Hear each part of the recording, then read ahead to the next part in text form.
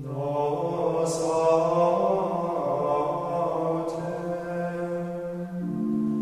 gloria Dei otet,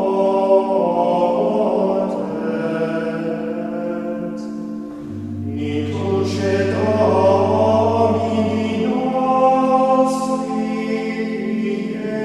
Iesu Christi, Piquus salus vita et resurrectio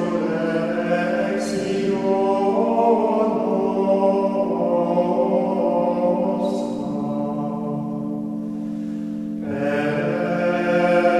per salvati et liberati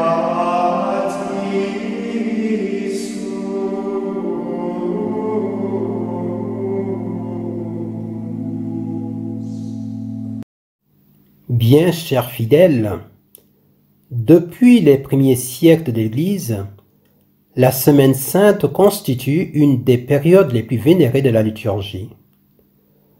Par des cérémonies particulières et d'une solennité imposante, elle célèbre les plus grands faits de l'histoire du monde: l'institution de la Sainte Eucharistie, les souffrances, la mort et la résurrection de notre Seigneur. Nombreux et intéressants sont les détails historiques relatifs à la Semaine Sainte.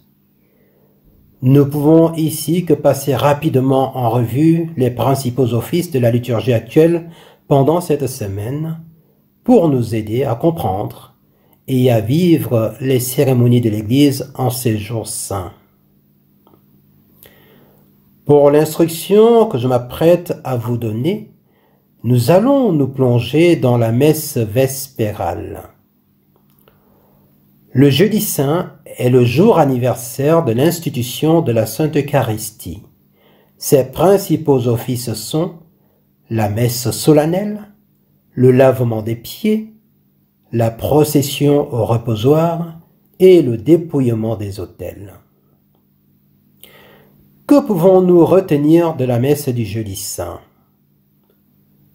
Pendant la messe solennelle du jeudi saint, la tristesse semble un instant oubliée. La décoration de l'autel est celle des fêtes. Les vêtements sacerdotaux sont blancs et riches. On chante le Gloria in excelsis Deo. Il est accompagné de la sonnerie des cloches qui resteront ensuite silencieuses jusqu'au Gloria de la messe du samedi saint. Silence des cloches symbolisant la fuite des apôtres. Pour citer Don Guéranger dans l'année liturgique, il nous dit: les apôtres, qui sont la voix éclatante du Christ et sont figurés par les cloches dont le son appelle les fidèles à la maison de Dieu, se sont enfuis et ont laissé leur maître en proie à ses ennemis. La Sainte Église, malgré son deuil, laisse la joie monter à son cœur en souvenir de l'ineffable bienfait de l'Eucharistie. À pareil jour, en effet, la veille de sa passion, Jésus a pris du pain dans ses mains, l'a béni, l'a donné à ses apôtres en disant: « Prenez et mangez, ceci est mon corps. » Il a fait de même pour une coupe de vin. « Prenez et buvez-en tous. Ceci est le calice de mon sang, faites ceci en mémoire de moi. » Jésus pouvait désormais quitter la terre, il pouvait disparaître aux yeux de notre corps.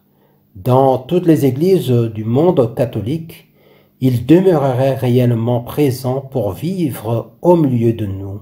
Sur tous les autels, il s'offrirait en sacrifice à la messe pour nous appliquer les mérites de sa mort sur la croix et pour venir porter à chacun de nous, dans la communion, le réconfort de sa grâce et de sa visite personnelle.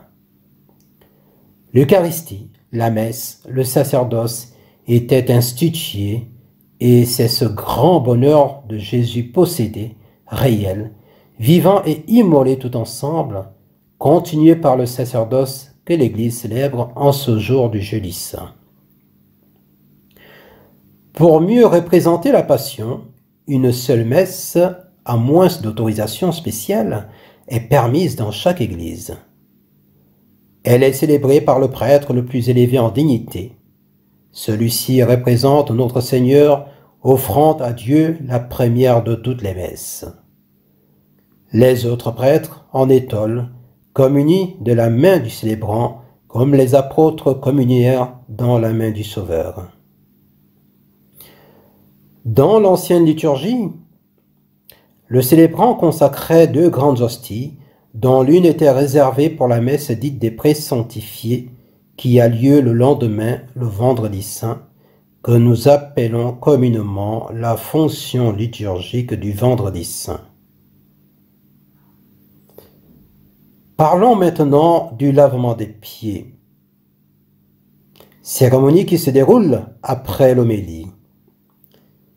L'Évangile rapporte que le jeudi, avant la dernière scène, Jésus lava les pieds à ses 12 apôtres. En souvenir de ce fait, a lieu dans les cathédrales et dans certaines églises paroissiales une cérémonie très ancienne appartenant à la liturgie primitive. On l'appelle le lavement des pieds ou encore le mandatum, à cause du premier mot de l'antienne que l'on chante tandis que l'évêque ou le curé lave les pieds des 12 pauvres ou de 12 enfants, représentant les 12 apôtres. Le missel romain prescrit divers chants pendant cette cérémonie, en particulier le beau répond « Ubi caritas et amor, Deus ibi est ». Là où sont la charité et l'amour, Dieu y est aussi. La procession au reposoir. À la fin de la messe, le ciboire contenant les saintes espèces, réservé pour le lendemain, est porté solennellement au reposoir.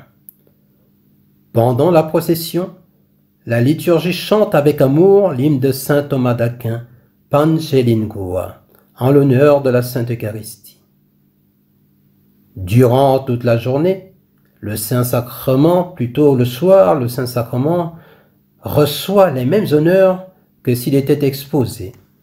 Les adorateurs se succèdent au reposoir. Enfin, le dépouillement des autels. Dès que la Sainte Hostie est enfermée à l'autel du reposoir, la liturgie retrouve son deuil jusqu'à la messe du samedi saint. Le célébrant, avec ses ministres,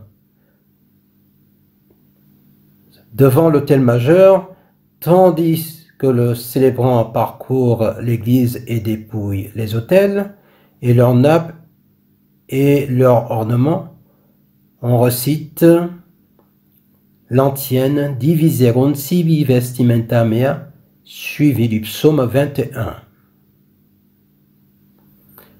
La porte du tabernacle vide reste ouverte.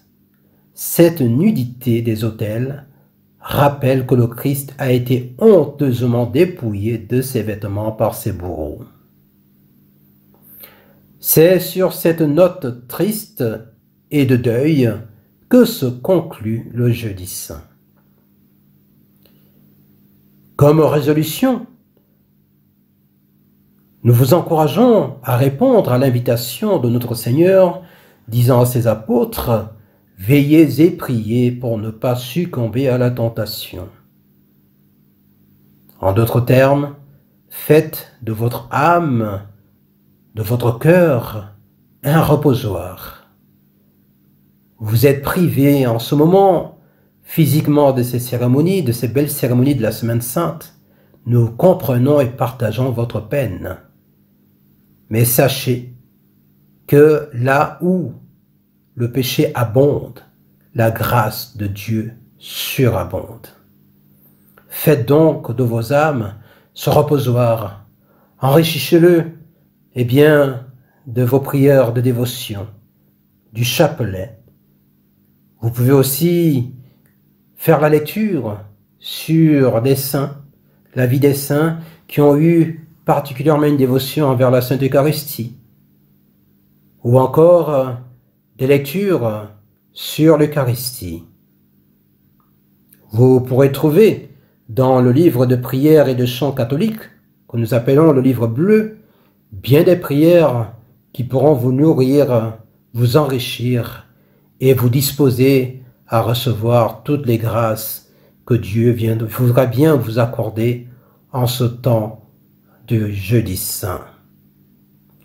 Alors, quant à moi, je n'ai plus qu'à vous souhaiter un jeudi saint très sanctifiant.